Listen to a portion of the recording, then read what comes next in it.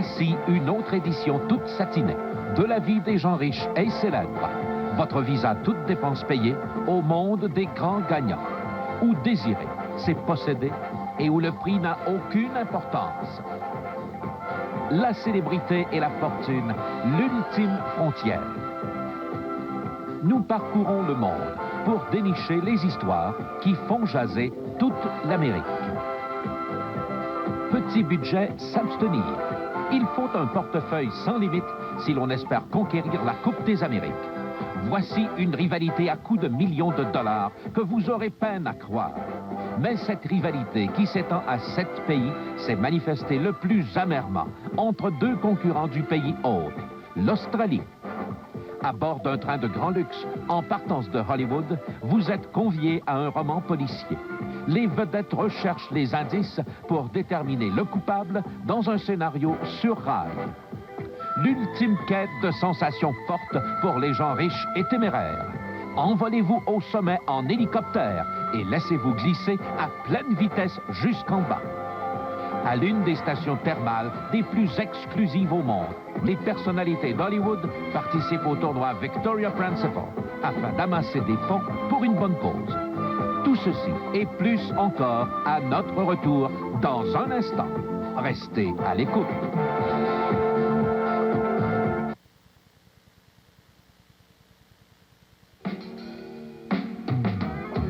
D'un commun accord, quelques-unes des têtes d'affiche les mieux payées de Hollywood se rendirent à l'une des plus luxueuses stations thermales de Californie. C'était une démarche désintéressée puisqu'il s'agissait du tournoi de tennis annuel de Victoria Principal, dans le but d'amasser des fonds pour la Fondation américaine contre l'arthrite. Je suis heureuse que le tournoi se poursuive chaque année. À tous les ans, j'espère que ce sera un peu plus gros, un peu mieux. Je veux amasser plus d'argent. Et je veux que le divertissement soit un peu plus spécial. C'est une bonne chose, tant que je serai ambitieuse à ce sujet. Derrière la croisade de Victoria pour combattre et éventuellement vaincre la maladie se trouve une motivation très personnelle. Elle a grandi en voyant ses parents souffrir d'arthrite. Tout ce que je fais se fonde sur une expérience de première main. Ce n'est pas que mon nom, ce n'est pas qu'une en-tête sur du papier à lettres. J'ai été avec des enfants, avec des gens qui ont souffert d'arthrite. J'ai rencontré des gens dans d'autres États et c'est très important pour moi. Cet engagement et cette volonté d'aider se retrouvent chez les copains de Victoria. Je suis tellement content et ravi que toute la communauté de Hollywood, quand vous en avez besoin, est toujours là pour aider. Ceci est une très bonne cause. Et je crois que Victoria fait un boulot magnifique parce qu'il y a tellement de gens affligés par cette horrible maladie. C'est dans notre contrat. Nous sommes obligés de faire ça. Mais non, allez, gagnez beaucoup et redonnez-en un peu. C'est ça la devise par ici. C'est une bonne cause et un bon groupe d'amis. Ça ne peut jamais être difficile d'être à la Costa.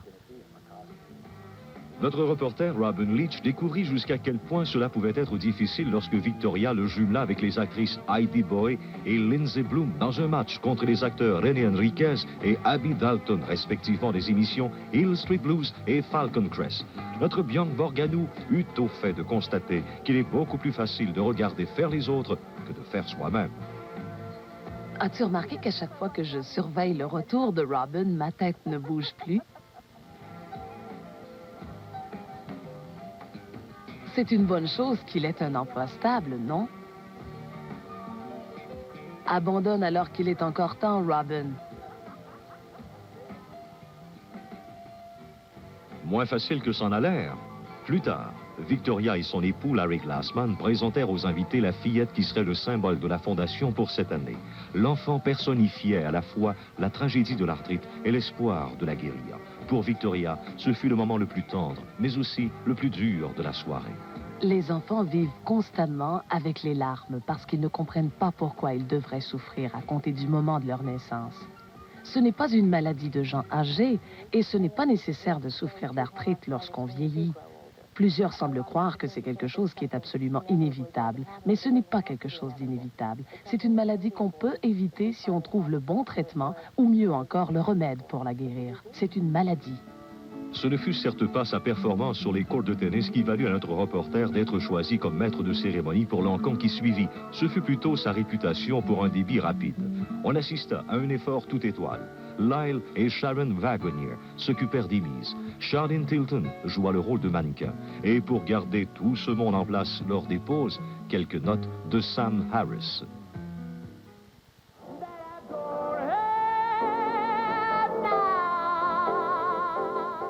Mais lorsque les projecteurs s'éteignirent, la nuit appartint à Victoria. Cette force discrète, responsable d'une autre année de travail dans les coulisses, avait encore réussi à réaliser son tournoi et à prouver que derrière les allures superficielles de Hollywood bat un cœur d'or. C'est une sensation irrésistible que je ne puis décrire parce que c'est une sensation tellement immense et intime. Il y a tellement de problèmes avec l'arthrite. La plupart des gens ne consultent pas de médecin durant les 4 premières années suivant l'apparition des premiers symptômes d'arthrite. Et encore là, ils le traitent avec légèreté. Ils se disent « je ne peux pas avoir ça, je ne suis pas assez vieux » ou « bah, je suis sûr de faire de l'arthrite de toute façon ». Mais ce n'est pas la bonne façon de voir. C'est une maladie et on peut faire quelque chose. Mais la personne responsable, c'est celle qui reconnaît ses symptômes. Et elle doit faire les premiers pas. Quel que soit le pays, c'est encore le moyen de transport préféré par ceux qui ont le temps et les moyens. Mais au rythme effréné de l'Amérique du Nord, nous oublions de ralentir pour redécouvrir les joies du voyage en train de luxe. Dans les années 20, le rail était la manière de voyager avec classe pour de longs trajets. Le voir, c'était y croire, particulièrement pour ceux qui lorgnaient vers les luxueux wagons d'observation victoriens comme celui-ci. Aujourd'hui, Petit Train va encore plus loin. Lorsque les vedettes quittèrent Los Angeles, en plus de voyager en première classe, elles participèrent à un scénario digne d'Agatha Christie en route. La mise en scène était le travail de la firme Capers, les maîtres du scénario d'intrigue, et elle fut introduite par un dramatique enlèvement.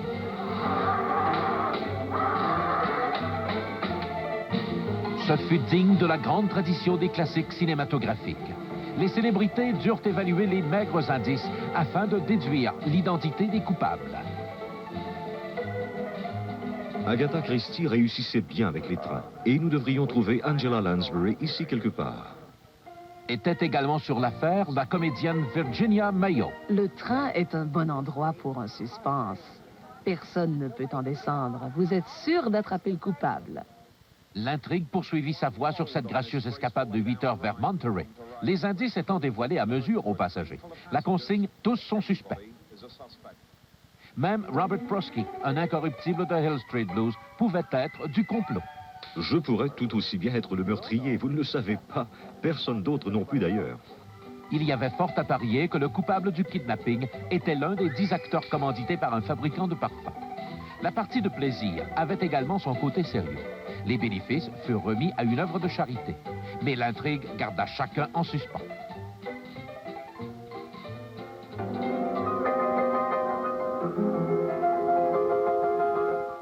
Aucune des stars ne réussit à coincer le coupable immédiatement. Pas même cet enfant terrible d'Union soviétique qui avait déjà réussi à faire la barbe au KGB. J'adore l'idée du suspense policier en train. Vous savez, en Russie, on fait ça quotidiennement en prenant le train. Chaque fois que j'allais travailler, je devais penser de la même manière. On ne sait jamais combien vont survivre. Qui était le ou la coupable? Les vedettes ne vous le diront pas. Pour le savoir, vous devrez faire comme elles et prendre le mystérail. Nous vous donnons seulement un indice. Ce n'est pas nous.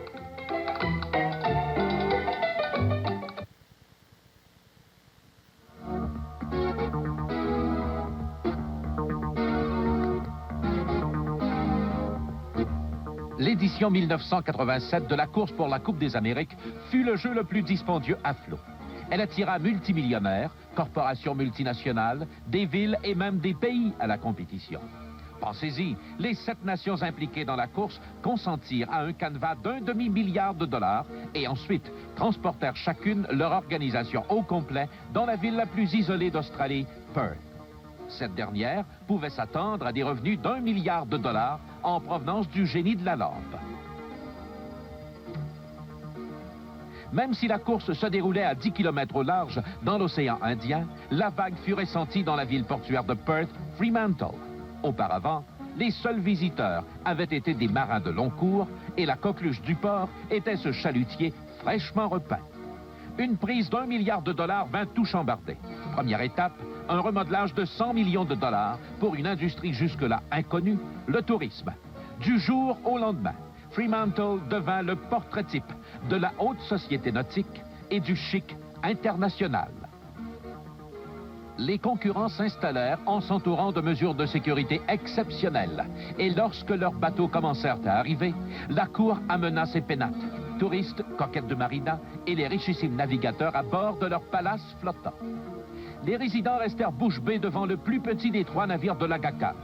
Puis vint un industriel japonais de Tokyo à bord de son yacht de 19 millions de dollars, d'où il ne manquerait rien de l'action.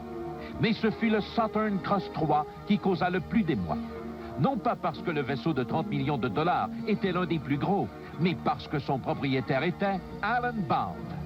L'un des 3 hommes les plus riches d'Australie, le milliardaire Alan Bond, engloutit près de 20 millions de dollars pour défendre le titre. Son empire financier touche le pétrole, les médias écrits et électroniques, les communications par satellite et la plus importante brasserie d'Australie, la Swan. Les revenus combinés de Bond dépassent le 1,5 milliard. Toutefois, aucune transaction ne lui avait procuré autant d'exultation que la première victoire australienne en 1983. Lorsque nous avons gagné la Coupe en 1983, ça a été le moment le plus grisant de ma vie. Pas tant d'avoir gagné la Coupe elle-même que d'avoir été le premier à la ravir aux Américains en 132 ans pour l'Australie. Seulement 3 semaines après le triomphe de 1983, Bond entreprit les préparatifs pour la course de 1987. Son premier projet fut un hôtel de super luxe, valant 83 millions de dollars. L'hôtel Observation City et son lobby, agrémenté d'une magnifique sculpture de Henry Moore, estimée à 1,5 million de dollars, dépassait les rêves les plus fous des citoyens. La suite personnelle d'Alan Bond a la meilleure vue de la maison. Lorsqu'il n'y est pas, vous pouvez la louer pour la modique somme de 2 000 $ la nuit. Une somme préalablement inimaginable à Perth. Ça, c'était jusqu'à l'arrivée du jet-set international, avec ses bagages de caviar et de champagne pour les moments de détente au bain tourbillon. Alors que se construisit l'hôtel de Bond, il en était de même pour son bateau. Chacun mit à peu près le même temps à être complété. Bond rêvait d'assister à la victoire d'Australia 4 depuis son balcon. Il vous faut d'abord un plan organisationnel. Vous travaillez à votre programme pour la construction, l'entraînement des équipages, une centaine d'hommes. Ensuite, vous faites les bateaux d'appui, le yacht et les autres qui vont avec. Aussi, il vous faut les concepteurs, les voiliers, ceux qui fabriquent les voiles. Il faut planifier de faire vivre vos gens durant 3 ans. C'est comme une entreprise. Il faut démarrer une équipe. Lorsque vous avez un esprit d'équipe, rien ne peut l'arrêter. Bond n'était pas le seul Australien à lorgner vers la gloire. Un autre riche homme d'affaires de l'endroit, Kevin Parry, fonda le groupe Kookaburra et contesta la prétention d'Australia 4 à afficher les couleurs du pays pour défendre la coupe. La rivalité fut des plus amères. Les 2 navires entrèrent en collision lors de la chaude course de qualification remportée, surprise, par le nouveau venu. Choqué, Bond ne mâcha pas ses mots. Que nul ne s'y méprenne. Australia 2 a gagné la coupe et nous voulions nous avancer pour la défendre. Il en sera autrement. Toutefois, l'écrasante responsabilité te revient, Kevin. Nous l'avons gagnée. Ne t'avise pas de la perdre. Si un regard pouvait foudroyer. Comme Bond, Parry est aussi l'un des multimillionnaires de l'Australie dont les activités financières touchent les médias, les communications, le pétrole, l'or et l'immobilier. Comme Bond, il était en quête des honneurs. Et comme Bond, Parry engloutit également quelques 20 millions de dollars dans le navire à bord duquel voguaient ses rêves. Où alla tout cet argent? Commencez d'abord par estimer quelques 5 millions de dollars en recherche et développement. Les modèles expérimentaux devant être mis à l'épreuve dans des cuves informatisées qui coûtent 5 000 $ par jour et ne durent que 18 mois. Puis, la construction de la coque, du pont et de la quille vont chercher 1 million de dollars. Les voiles coûtent 12 000 $ l'unité et ne durent que 40 heures. Pour une entreprise comme celle-ci, il faut un inventaire d'au moins 100 voiles. Ajoutez 2 millions. Les épaves, les mâts, le gréement, la quincaillerie et le matériel électronique font 2 millions de plus. Les équipages doivent s'entraîner environ 3 ans avant chaque coupe dans des eaux semblables à celles où se tiendra la course. Le navire américain Stars and Stripes, par exemple, dut s'entraîner à Hawaï, 2 autres millions et demi. En plus, il faut s'entraîner contre un adversaire, ce qui implique un 2e bateau avec équipage. N'oubliez pas le transport, les assurances, l'administration, une somme additionnelle de 2,5 millions. Enfin, la compétition elle-même. Le coût pour nourrir, loger et payer une équipe de 60 personnes pour 1 an dans le pays hôte s'élève à un autre 3 millions. Additionnez le tout et vous vous trouvez devant la somme de 20 millions de dollars pour faire une course. Et l'ironie ultime dans tout cela, c'est que perd ou gagne, chaque bateau devient désuet au lendemain de la course, ne valant que quelques centaines de milliers de dollars, tout au plus. Et qu'advint-il des joueurs qui flambèrent tout cet argent pour quelques moments de gloire? Alan Bound mit le cap vers le soleil couchant. Ne soyez pas surpris de le voir revenir pour réclamer son dû en 1991. Kevin Parry, après avoir battu Bound, perdit la coupe aux mains du Stars and Stripes, mais conquit une industrie. La recherche investie dans la Kookaburra mena à d'importantes percées technologiques qu'il put mettre en marché autour du monde. Fremantle ne sera jamais plus la même. Trop de gens ont répandu trop d'argent pour que la ville ne se contente de revenir à la normale. Quant à San Diego, porte d'attache du Stars and Stripes, on savoure encore la victoire du capitaine Dennis Collins en songeant à 1991.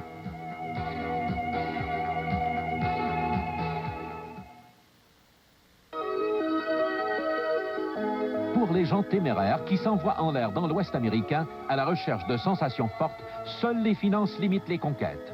Les skieurs à petit budget peuvent s'en remettre aux fantaisies du moment. Mais ceux qui ne se soucient guère du prix prennent la remontée mécanique la plus exclusive. Pour 5 000 $ par jour, on vous mènera droit au sommet. Les grands skieurs vous jureront que de dévaler un flanc entier de montagne est une sensation unique. Christine Cooper, médaillée olympique, admet qu'une seule chose l'empêche de faire de l'héliski à tous les jours. L'argent, c'est dispendieux. Ça coûte, je ne sais pas moi, quelques 800 $ l'heure pour s'envoler au sommet en hélicoptère. Ce n'est pas une activité de tous les jours, mais c'est ce qui le rend spécial. Cette jeune Américaine qui s'empara de la médaille d'argent au slalom géant à Sarajevo pensait qu'elle savait tout du ski avant d'essayer l'héliski. C'est la sensation forte ultime. C'est complètement différent de la course s'il n'y a pas de compétition. Il s'agit de sortir dans la nature sauvage et de se sentir libre en ski. C'est très silencieux, calme, et c'est une expérience magnifique. Les professionnels comme Christine savent que de skier en pleine nature est un défi à risque élevé. Le prix peut en être quelque chose que l'argent ne rachètera pas, votre vie. Il y a toujours un risque d'avalanche lorsqu'on est en pleine nature, isolé dans la poudreuse, mais c'est un risque que nous prenons tous parce que si vous êtes pris dans une avalanche, il y a de fortes chances qu'on vous retrouve à temps. Heureusement, Christine vérifia le bon fonctionnement d'un appareil de détection d'urgence en compagnie de son concepteur australien et de leur guide de montagne. S'il y a une avalanche et que quelqu'un se fait prendre et enterrer, cet appareil aidera à le localiser. Il est important de se rappeler de le sortir, de monter sur ses skis et de se séparer à environ 7 ou 8 mètres l'un de l'autre et se diriger vers le bas de l'avalanche jusqu'à ce que vous captiez le signal. Je vais vérifier la piste et vous deux, gardez un œil sur moi. Nous resterons séparés et nous irons d'un endroit sécuritaire à un autre. Eh bien, allons-y. Le guide, la championne olympique et l'ingénieur en électronique se lancèrent à l'assaut de la montagne, souhaitant ne pas avoir à mettre à l'essai les gadgets de Dave. Quand l'hélicoptère décolle, te laissant au sommet, c'est magnifique. C'est tellement calme. Vous vous habituez au bruit de l'hélicoptère et puis tout à coup, il n'est plus là. C'est tout simplement magnifique. C'est la meilleure façon de se rendre à certains endroits qui seraient autrement inaccessibles. Lorsque des skieurs défient un flanc entier de montagne, rien ne les empêche d'atteindre facilement les 100 km/h. Mais les grands espaces libres et un silence quasi inquiétant rendent les hautes vitesses trompeuses. Un faux mouvement, une fraction de seconde, et Dave entra en collision avec Christine. Les deux se trouvèrent projetés vers le bas, leur guide à leur poursuite, tentant de ne pas les perdre de vue. Heureusement, tout revint dans l'ordre. Secoués, mais pas ébranlés, Christine et Dave suivirent Carl jusqu'au bas du plateau où l'hélicoptère les attendait pour les ramener au sommet, pour une autre descente euphorique dans la poudre blanche. La poudreuse au sommet était fantastique. Elle était très froide et très légère. Et c'est un peu comme flotter sur un nuage. Passer à travers les arbres dans ce genre de poudreuse est une expérience assez spéciale. mais seulement pour ceux qui ont assez d'argent pour tenter l'expérience et assez de chance ou d'adresse pour ne pas se casser quelque chose.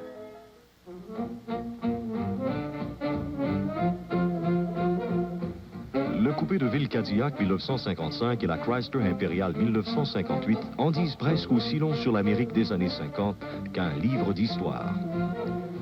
Imposante, audacieuse et fière, elle symbolise une génération entière, et pas seulement pour les Américains.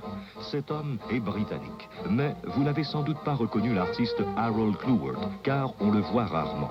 Par contre, vous avez probablement déjà vu son œuvre. Vous avez peut-être même une de ses gravures chez vous ou au bureau. Et si vous êtes un véritable connaisseur de voitures, vous avez certainement brûlé d'envie de posséder un Cleworth original. Je me rappelle qu'en 1959, je suis allé voir un salon de l'auto à Londres. Il y avait un contingent d'Américains, dont la Cadillac Eldorado Biarritz convertible 1959, qui a choqué le bon goût de toute l'Angleterre. Moi, je l'adorais. Tout le monde la trouvait horrible, mais j'avais une passion secrète pour elle qui m'est restée, jusqu'à ce que je vienne ici 20 ans plus tard. À ce moment, on me l'a remontrée. Et c'est cette voiture en particulier, je crois, que je dois blâmer pour toute ma carrière. L'aile arrière d'une Cadillac 59 rendit Cleworth célèbre. Ça, c'est la première toile que j'ai faite. Je sentais que de faire seulement l'aileron de queue de cette voiture en particulier résumait mon propos à son sujet. Vous saviez ce que c'était juste à voir l'arrière-train de cette voiture. Ça a été la première que j'ai peinte et la première que nous avons publiée. Et ça a été celle qui a tout déclenché ma passion pour l'automobile.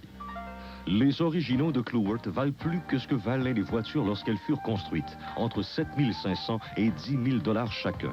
Son exposition dans une galerie de Santa Monica attira collectionneurs et admirateurs notoires.